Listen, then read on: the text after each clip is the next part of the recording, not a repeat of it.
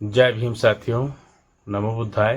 साथियों, एक वक्त था बाबा साहब के लिए जब शब्द भी जाति देखकर बोला जाता था और किताबें भी ऊंची नीची जाति देखकर बांटे जाती थी। वो जमाना था जब कुछ लोग इंसान कहलाते थे और कुछ को इंसान कहने का हक भी नहीं था। पर तभी उस धरती पर एक बालक ने जन्म लिया जिसने इतिहास से नहीं न्याय से दोस्ती की, जिसका नाम था बाबा साहब डॉक्टर भीमराव अंबेडकर। वो स्कूल में बैठा नहीं था, पीछे बेंच पर जमीन पर, क्योंकि प्यास लगती तो पानी भी नहीं मिलता था और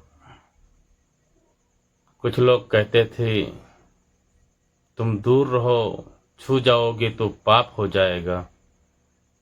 ऐसा जमाना था बाबा साहब के लिए। वो कलम जिसने लिखा कि हम सब बराबर हैं, ज्ञान ही सबसे बड़ा धर्म है। वो कलम जिसने लिखा मुझे नीच कहने वाले खुद नीच सोच के गुलाम हैं।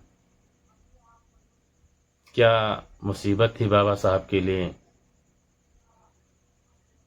बाबा साहब की कलम तलवार नहीं थी, पर उससे साम्राज्य हिल गया, क्योंकि उसने इंसान को सोचने की ताकत दी। उसने हमें यह सिखाया है, अगर तुम में हिम्मत है लिखने की तो दुनिया तुम्हें कभी मिटा नहीं सकती है। इतना ताकत है बाबा साहब के कलम में। आज जब भी कोई कहता है कि मुझसे नहीं होगा, तो मैं कहता हूं भीम की कलम याद करो, जिसे लोग दबाना चाहते थे। वो आज संविधान बनकर हर हाथों में है, हर दिलों में है। अगर तुम्हारे पास कलम है तो तुम्हारे पास क्रांति की ताकत है। लिखो अपने हक की कहानी, लिखो अपने संघर्ष की इतिहास, क्योंकि इतिहास गवाह है। जो बोल नहीं पाया उसके लिए भीम की कलम बोली थी।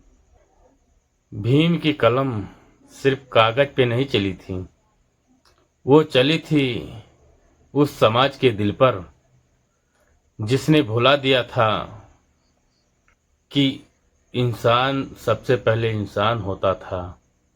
जय भीम, सादर प्रणाम। बात समझ में आई होगी तो कमेंट में बताना दोस्तों।